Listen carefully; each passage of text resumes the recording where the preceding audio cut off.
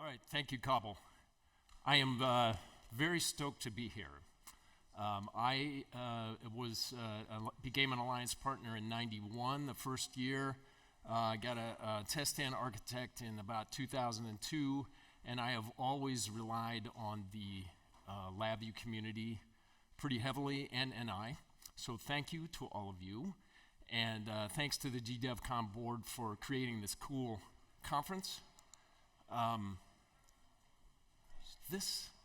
All right, so Evie Nemeth was a computer science professor at the University of Colorado in Boulder, my town. She was a thought leader in internet and network design, and in the 1990s, a community group called the Colorado Internet Co-op brought a high-speed internet line to the city of Boulder and resold the bandwidth at cost. And so I had a T1 line, and I took a class from Professor Nemeth, a one-day class about how to use my Cisco router. And so I looked her up, and sure enough, I mean, she's got all this stuff, so I think she's definitely a giant of a female in tech. All right, so time series data, what is it? Any data point with a timestamp. If you look in an InfluxDB database, you will not find any data without a timestamp. All right, so we're pretty cool about Internet of Things. If you talk to an employee at a time series company, they would say, it's not the Internet of Things, it's the Internet of Data. So the main broad use case for these databases is going to be to provide a buffer of fresh data to run algorithms on, right? And it's time series data. This is a NoSQL database. It's not a relational table database, so it's something totally different than your normal database. There is a property in InfluxDB called retention policy, and you can set that to a day or a week, and any data that's older than that time will be automatically discarded by the database. I usually keep all of mine, so you can turn that off. The Influx data company has two products, the pay product and the free. The pay allows clustering of PCs. It was released in April of 2023. The free and open source software version is still at version 2. That's the one we want to use. That's the one I'm talking about. And there's kind of a little challenge that goes with the two different versions, and I'll talk about that later. Here are, I'm filtering on time series databases here. So here's a bunch of other ones you might want to try out. So Prometheus and Graphite, I think, predate InfluxDB. I did not choose InfluxDB because it's the top rated. It's because my alliance partner friends in California heard about it from their alliance partner friends in Australia. I had just finished some coursework at the University of Colorado, and I was thinking, gee, I wish I could continue to work with the LAMP stack, Linux, Apache, MySQL, PHP, and Python. And right then I had a conversation with my friend from Wireworks, and he said, hey, we're swapping out the Citadel database in our LabVIEW DSC product for Big Pharma. We found this InfluxDB. It looks pretty cool, but we're not sure about the Linux part. I think we need to get some help. And I said, would you permit me to help you for free? I mean, at least till we prove the concept and stuff. And so that's how I got started. And I think that this app provides a nice concrete example that's not too complicated, that we can talk through and maybe figure out a few things about how this works. So the first thing I expect you all to be thinking is, whoa, that's time series data. So up in the corner here, we've got some other stuff like a station Q, bioreactor Q3. The bioreactor is the machine that is being monitored by this software. We have a column of tags, and it looks to me like there's two tags shoehorned into this single column here. And then we've got our data. And the feature about that you should notice is they vary quite a bit. There's no duplicates or anything in there. So this is what I imagine that the physical plant looks like behind this screen of software. We've got 12 bioreactors, each with their own PC collecting data. Each PC is writing data across a LAN to a single Linux PC running InfluxDB database. And we're just drawing a big circle around this and calling it a station. All right, so now I'm going to overlay the InfluxDB terms. So you can see I've kind of shrunken the station over here and made a copy. So I got 2 stations. On the right here is our instance of InfluxDB NoSQL database. First thing that's in there is a bucket. It's very similar to a SQL database. So if you use the InfluxDB command line and you type in show databases, it's going to give you a list of buckets. And if you type use database, name of bucket, it'll change the context to that bucket just like it will in SQL. The next thing in there is this measurement. And so that's kind of like a little namespace in the bucket, and that's going to be similar to a SQL table. And you can see I made a design decision here. I'm mapping a station to a measurement, so I could probably do that in a couple different ways, but that's what we got for today. Inside the measurement, you've got the measurement name here, column of timestamps, you will always have that, 2 columns of tags. So at the top, we got the tag keys, the names, and then the values are here. And then this is called a field, and a field's generally where you're going to put your data. The other concept on this slide is InfluxDB point. And so that's going to be like, roughly speaking, a collection of the timestamp tags, field, and measurement. And they're kind of sort of locked together in the database. Whoops. So when you get started, you don't have to create all these tables like you do with SQL. You just start writing data in, and it generates the schema in there. So this is the format that you're going to write it in. These are 2 representations of the same thing. We got the text and then the colored box version there. But so you got your measurement, it's comma and space separated, tag set, space, field set, space, timestamp. And this one's out to a resolution in nanoseconds. If you want to optimize throughput, you want to batch these lines in roughly 5,000 lines per HTTP post writing with the API. There's some ways you can like load CSV files through the command line, but I always use the line protocol. So there are many schema design best practices on influxdb.com. I'm going to cover 2. So the first one is you want your design to support your queries, which are kind of like SQL queries.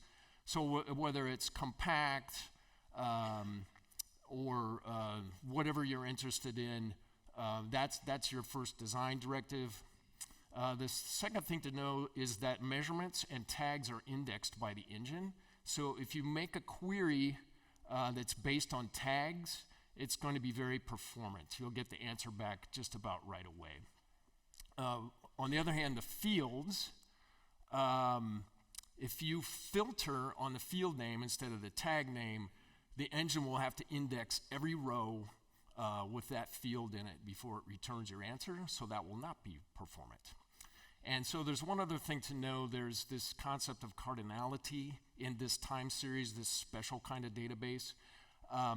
If you have too many tags, like you get carried away, or you think, oh, tags are performant, I'll just put all my data in a tag.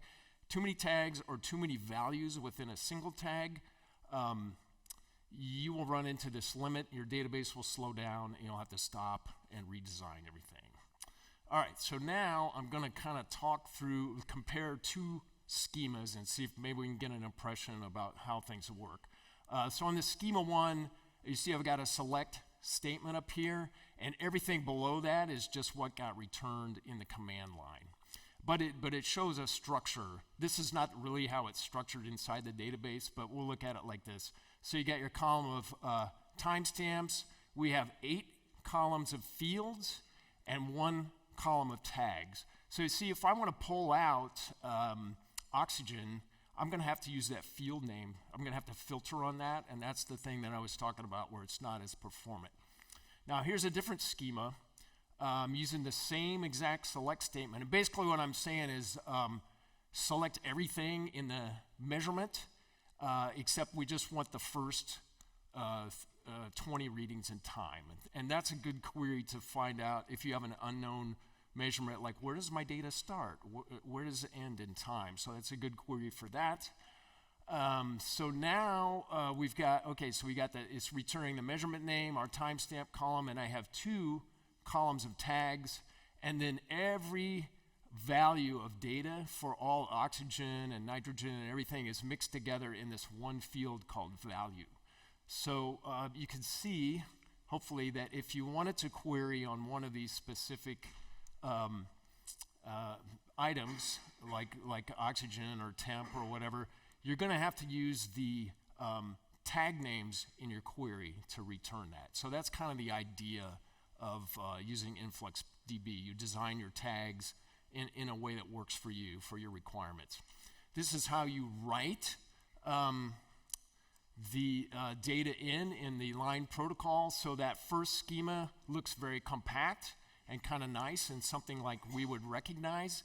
But the second schema, which is really more appropriate for this, you're gonna have to write 5 lines in there, and they all have the same timestamps, right? And they have the tag name and the reactor name, so we can filter on that, and the values. All right, so here is a very simple query. So we got select mean of value. So there's our old buddy value, who's the data, all the field with the data in it. Station Q is the measurement, and we just have one tag name we're filtering on here, but you can combine these where this tag, that tag, and get kind of complex and really granular, hit the deck queries there. So, and what we're looking at is in a window of time. Time is greater than, less than, and we're saying, hey, let's group all the results by 15 minutes. So I'm saying mean of value in 15 minutes, so it's going to average all the points for DO in the 15-minute elements. But if I replace this mean with the keyword first or last, it would simply like decimate 1 point every 15 minutes. And if you look, you can see these timestamps are going in 15-minute chunks there. All right, so here's a LabVIEW VI, just to see kind of how it looks, how to use the API. And this is going to be the API v2 write. So this is an InfluxDB second version. And this curl command is one way to do it.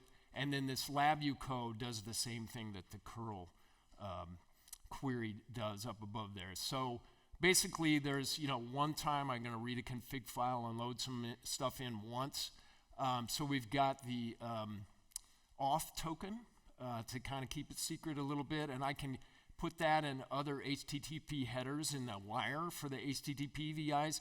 These guys don't go on the wire, so you'll have to keep them in your own class wire or something. So you got the IP address, org, bucket, and precision, and that's what you're going to need to make these API queries. And then we've got the line protocol here, actually queries. This is a write. So in order to write this data, we need all the stuff on the left and the line protocol here. And then I got this little red X VI where I check the header coming back to see if it's a 200 code, which is good. And if it's a 400 or a 500, I'm going to generate a LabVIEW error. All right, here's a couple of other endpoints. So there's multiple endpoints for this database, multiple REST endpoints. So the v2 write was one. These are HTTP GET. This one's going to just return a list of the buckets that are in an instance, a single instance of InfluxDB, free and open source version. This one's just like a ping. It returns the word OK if the database is running. Another very simple query. I guess I'm just putting the VI on here to show like, hey, once you have your library built, you're just going to work in like, I'm interested in these fields, I'm interested in these tags, and you don't have to worry about all the stuff below the hood, of course, obviously. And then, yes, it returns JSON and with the nested, funky LabVIEW cluster array things there. All right, so time stamping. The database keeps the time in UTC. It uses Linux Epic. If you don't put a timestamp in your line protocol and you just want to write the data in, the database will timestamp it for you, but we're more precise than that, right? Nanosecond, if you switch it from nanosecond to millisecond or microsecond, it's more performant.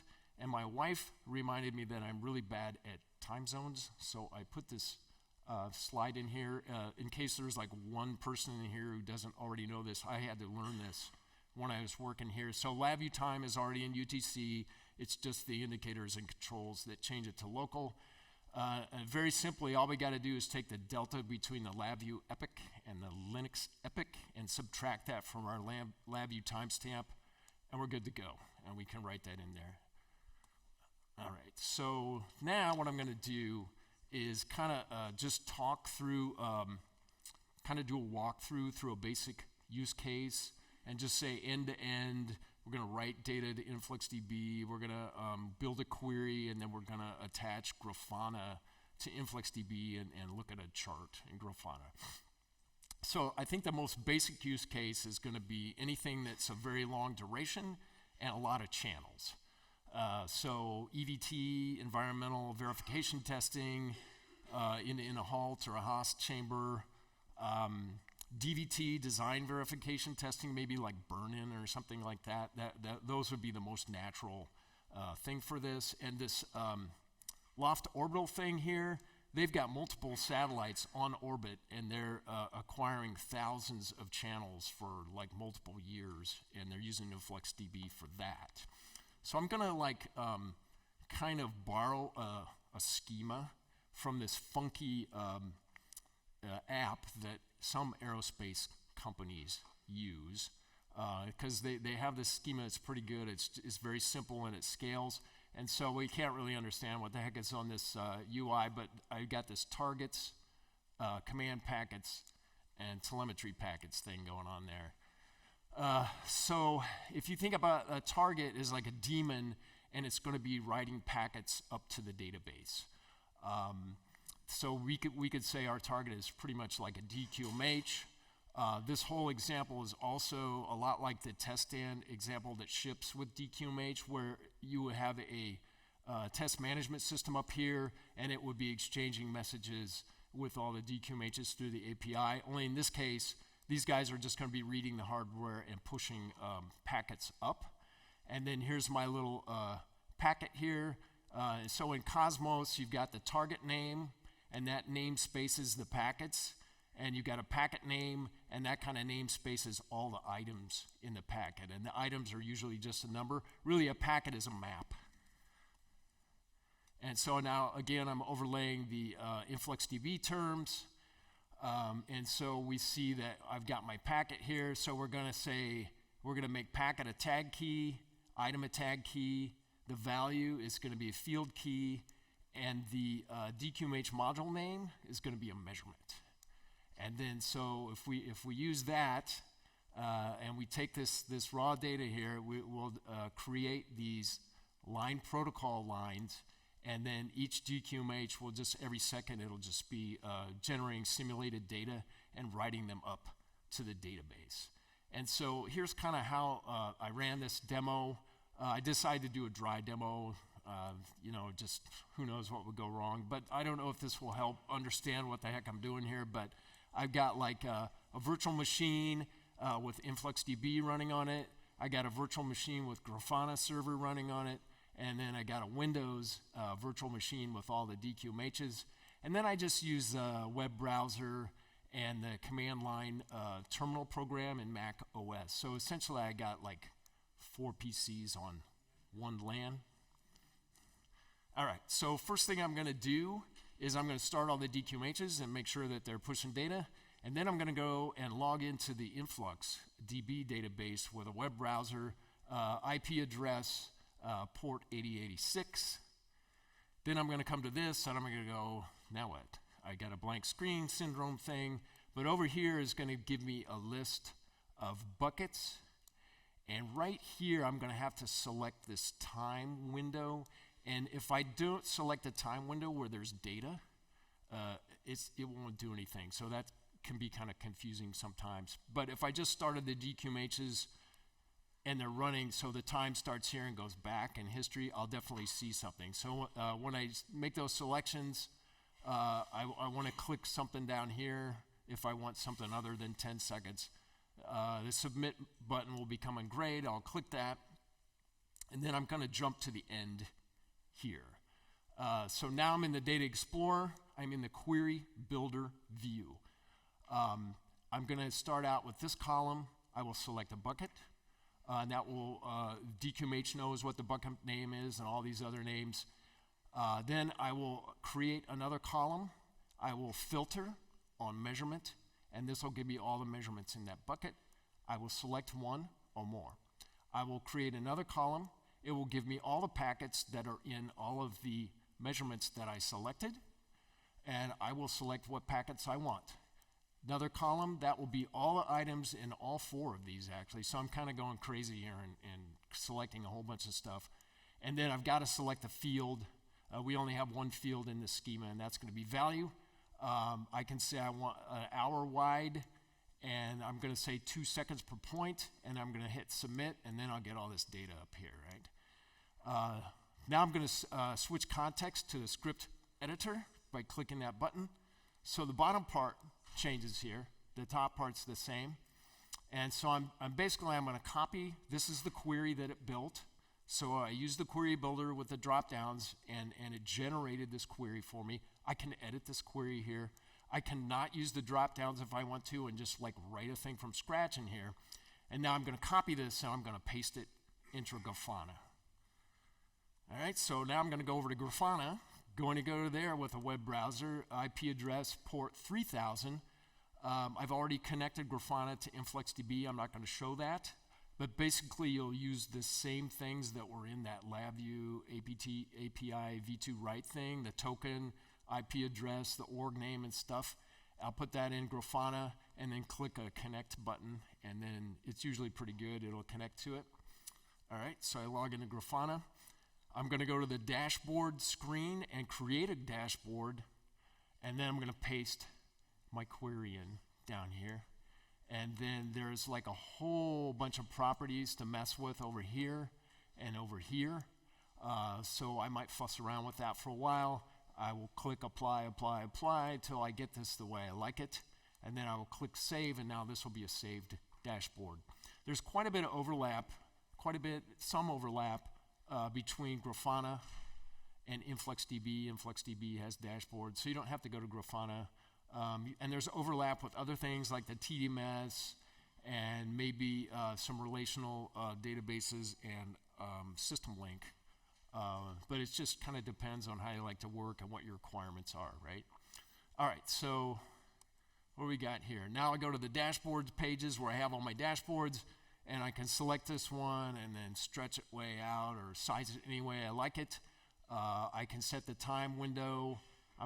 Says refresh every 5 seconds. Might be a little aggressive. And voila, I am there. I have a thing in Grafana running. So who cares? Do we really need this? So I would say this is totally valid. If you want to just write all the data into InfluxDB with LabVIEW and read it all out and build your own UIs with your own controls and indicators and stuff, that is totally cool. And that's what Wireworks is doing with Fermworks, right? And they're like top engineers, and they have a successful product, and that's exactly what they're doing. But once you get the data into the time series database, it really opens up a lot of options for you, right? So I can use Grafana or not. There's other products like Grafana. It just makes it a lot easier to do queries and get that data out of there.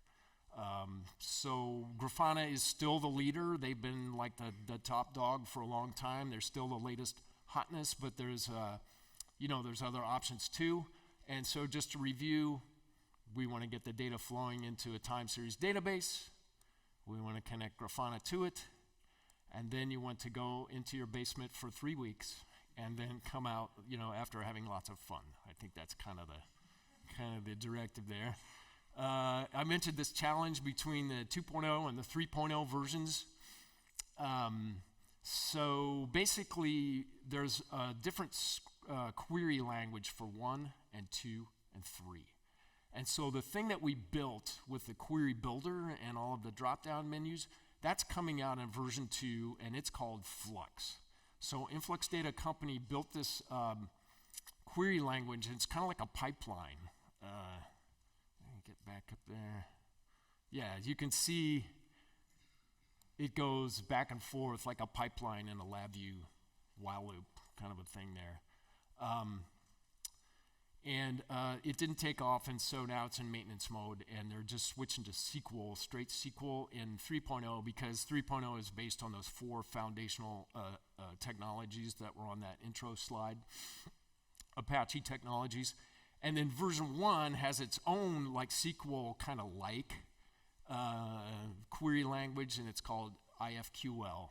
So what they're saying is like, hey, if you're gonna migrate to version 3, which we all are gonna do that, right? Or I am, everyone I know is, then you should write all your queries now in the version 1 and not in the version 2 Flux. But if you're gonna use that query builder, you're gonna have a bunch of Flux queries around.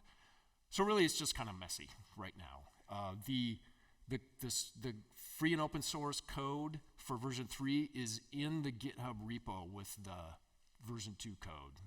Version 2 is at 2.10 right now.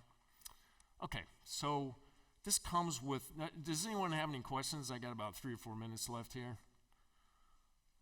Okay, so if I had to go through that fast and there was a lot of stuff, so you can contact me on the Discord. I could do a demo for you here or online. I can help you set up your Linux VM or what, just contact me. I'm on LinkedIn, or you can get a hold of me on the Discord. And I'll post the slides on there. So in version 1, they had these 4 discrete apps that came with InfluxDB, the database. Chronograph, we looked at that. That's the web app. They have this natural data processing unit called Capacitor. It has its own little scripting language because you can't do everything with queries. So if you need something that you can't do in a query or something that's more performant, you can use this guy, and it does batch processing, or it can process stuff as it streams into the database. And then there's this MUX, this data MUX, that you can use for ingest of data. And so even though we talked about the API, everyone would recommend using this to ingest your data.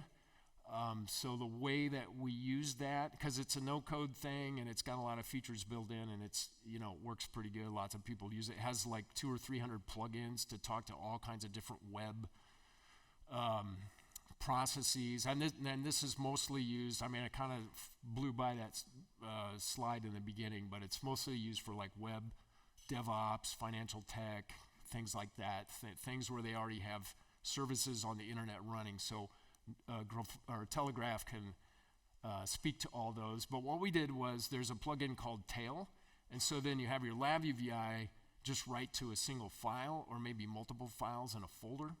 And then you tell Telegraf to tail that folder or that file, and it'll take care of the rest. And it'll handle like retries if there's any hiccups with the network. And it's not super deep, but it gives you some grace there. Here's some more stuff about Telegraf. It just says, hey, it's recommended, covered the tail. This is the Telegraf config file and all its Linux-like glory. So that would be, it's by configuration, and this is kind of what you would be looking at. But it's really not that bad. You just give it the bucket name and IP address and a few other things, and it works really well. So I think I can say, here's me at the Influx Days 2018 conference, like NI Connect. So I think I talked to a guy. I took 2 or 3 pages of notes in my notebook about how to use Capacitor because it seemed kind of hard, and I talked to the developer that wrote Capacitor. So it seemed a lot like NI in that way. And then, it's pretty easy to set up and get it running. And they had user group meetings before the pandemic, but I haven't seen any since, and they were great. So anyway, that's all I got for today. Cabo?